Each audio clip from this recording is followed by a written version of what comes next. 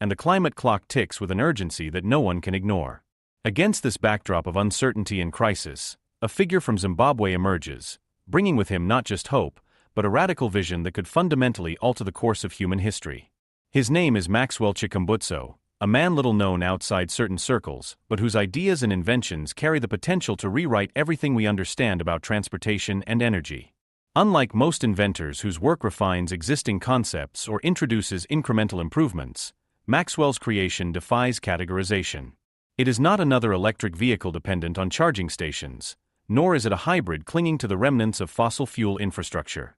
What he has built is something far more audacious and seemingly impossible: a truly self-powered car, a machine capable of generating its own energy as it moves, requiring no refueling, no recharging, no dependence on external grids, and theoretically capable of driving forever. When Maxwell first unveiled this invention to the public, it was met with a mixture of disbelief and awe. As he pulled back the tarp from the prototype, the crowd was silenced by what they saw: a sleek, futuristic body that shimmered under the lights, its surface embedded with integrated solar panels designed to harvest even the faintest glimmers of sunlight. There was no roar of an engine when he activated it, no explosion of combusted fuel. Instead, the car came to life with a quiet hum, the sound of engineered perfection, as if whispering that the age of roaring engines was finally giving way to something gentler yet infinitely more powerful. Its chassis, built from advanced lightweight composites, was sculpted with an elegance born of both art and science, informed by countless hours of wind tunnel simulations and inspired by biomimicry, borrowing nature's most efficient forms to minimize drag and maximize performance. Yet, while its exterior beauty and aerodynamic grace captured immediate attention, the true marvel of this machine resided in its invisible heart, its revolutionary energy system. Embedded throughout the vehicle were multiple energy harvesting modules working in harmony. Every surface, from the roof to the wheels, had been designed with a purpose: to capture, store, and repurpose energy from the world around it. The solar cells, advanced far beyond conventional panels, were able to collect power even under cloudy skies, ensuring a consistent flow of energy. The kinetic systems transformed the car's own motion into usable power, recharging internal batteries as it moved. Electromagnetic waves, the invisible sea of frequencies that envelopes our world thanks to communication towers, satellites, and natural fields, were captured and converted into supplementary charge. Even braking, so often a waste of motion in traditional vehicles, became an opportunity for renewal through regenerative systems. What Maxwell created was, in every sense, a closed-loop system, a design that echoed the once fictional dream of perpetual motion but grounded it in real-world engineering, innovation, and a deep respect for physics. Standing beside his invention, Maxwell radiated a calm humility, yet his eyes betrayed a fire, a vision that burned brighter than any spotlight. In his soft but unwavering voice, he reminded the world that this was not just about a car, it was about freedom.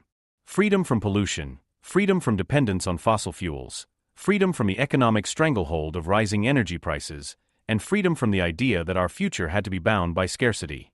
This freedom, he insisted, was not a luxury to be hoarded by the wealthy, but a right that should be accessible to everyone everywhere. What made Maxwell's achievement even more remarkable was not just the machine itself but the story of the man behind it.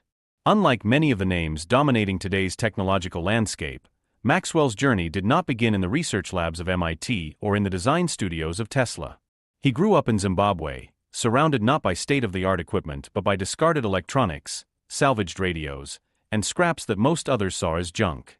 With no formal engineering degree, Maxwell taught himself the language of circuits, magnets, and motion. He learned through trial and error, through late nights of tinkering, and through countless failures that eventually gave way to breakthrough after breakthrough. His earlier inventions, including a self-powered generator and a hybrid drone capable of extended flight, had already attracted attention and hinted at his unique genius.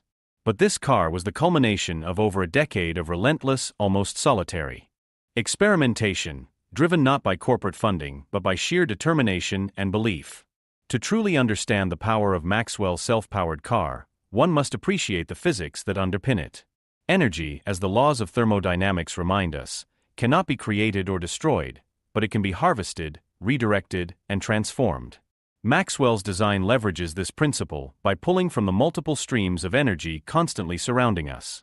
Solar radiation, abundant and relentless, is the most obvious, but Maxwell's brilliance was in refusing to stop there. By developing systems that captured ambient RF energy from the signals saturating our modern environment, along with proprietary magnetic induction methods that tapped into underutilized magnetic fields, he was able to expand the scope of usable energy sources. Even vibrations from road surfaces and thermal energy from the sun's heat became part of the system, turned into something useful rather than wasted. What emerged was a multi-layered adaptive system that dynamically balanced its inputs, constantly adjusting to conditions like speed, weather, and terrain. An AI-driven management core monitored and redirected flows of energy, ensuring that the car was always operating at peak efficiency, learning from driver habits and adapting over time. Unlike conventional EVs that rely on heavy charging infrastructure and batteries burdened by lithium extraction, Maxwell's vehicle was independent, sustainable, and environmentally friendly. Its ultralight, non-toxic batteries, cooled by innovative phase-change materials, were recyclable and safe. Even its interior reflected this philosophy, using plant-based composites and upcycled fabrics to minimize ecological impact. This car was more than transportation, it was an ecosystem, a mobile organism designed to live in harmony with its environment. Naturally, skepticism followed. Engineers and scientists from around the world demanded evidence, test data, and third-party validation. Maxwell, unshaken, provided it all. Independent labs confirmed that the car could maintain highway speeds using only ambient energy, covering distances of up to 500 kilometers without any external charging. Range anxiety, the Achilles heel of electric vehicles, evaporated in the face of this reality. Critics who had once dismissed the idea as a fantasy found themselves staring at undeniable proof as they watched the prototype accelerate, climb inclines, and navigate roads with effortless grace. There was no hidden power source, no deception, only the undeniable presence of a paradigm-shifting technology. And the implications of this breakthrough were enormous. If scaled, Maxwell's car could trigger a seismic shift in global energy demand. The need for gasoline would plummet, threatening the economies of oil-dependent nations while simultaneously empowering green industries to flourish. Carbon emissions from transportation, one of the largest contributors to climate change, could be reduced to near zero. Cities, freed from the noise and pollution of combustion engines, could be redesigned into cleaner, quieter, healthier spaces. Public transportation systems could evolve into fleets of buses, trams, and trains that never needed to stop for fuel or charging, redefining mobility itself. The very infrastructure of human civilization could shift, leapfrogging over the old paradigms of fossil fuel dependence and centralized grids, and moving directly into an age of energy autonomy.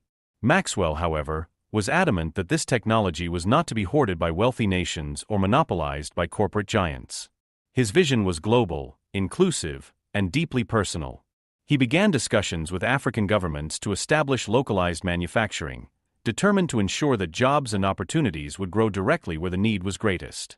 His dream was not of a luxury car for the elite, but of an affordable vehicle that could liberate families from fuel poverty, empower rural communities, and provide independence to developing nations. This message resonated around the world, inspiring environmentalists who had long sought a turning point, engineers who suddenly had a new blueprint to study, and policymakers who began drafting legislation to accommodate an entirely new category of vehicle. Competitors in the EV space, from Tesla to Toyota, found themselves scrambling to analyze the implications, knowing that if Maxwell's design scaled, it could render their vast charging networks and lithium supply chains obsolete. The momentum was unstoppable.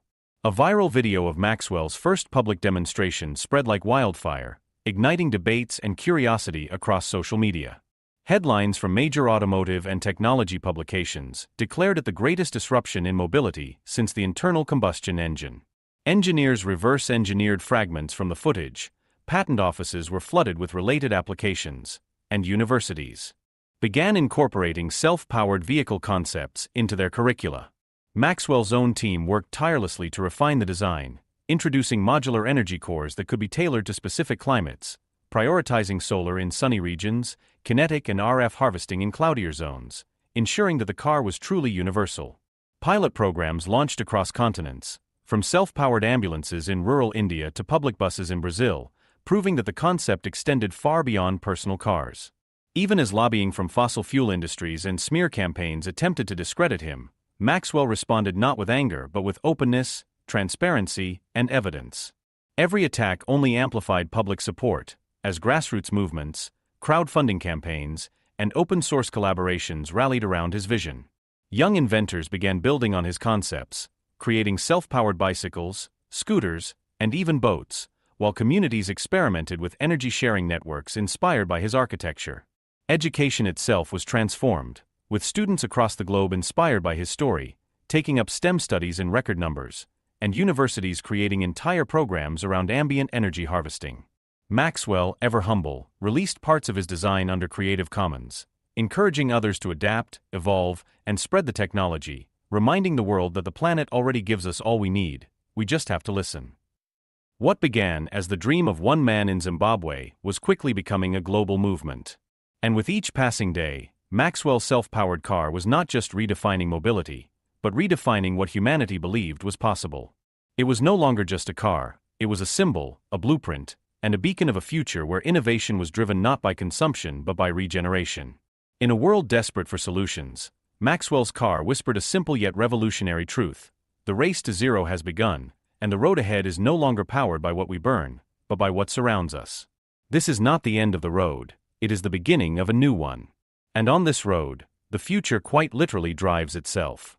The world today stands at a critical crossroads, caught between the looming threat of ecological collapse and the tantalizing promise of technological salvation. Every passing year, fuel prices climb higher, cities suffocate under layers of smog, and the climate clock ticks with an urgency that no one can ignore. Against this backdrop of uncertainty and crisis, a figure from Zimbabwe emerges, bringing with him not just hope, but a radical vision that could fundamentally alter the course of human history. His name is Maxwell Chikumbutso, a man little known outside certain circles, but whose ideas and inventions carry the potential to rewrite everything we understand about transportation and energy. Unlike most inventors whose work refines existing concepts or introduces incremental improvements, Maxwell's creation defies categorization. It is not another electric vehicle dependent on charging stations, nor is it a hybrid clinging to the remnants of fossil fuel infrastructure.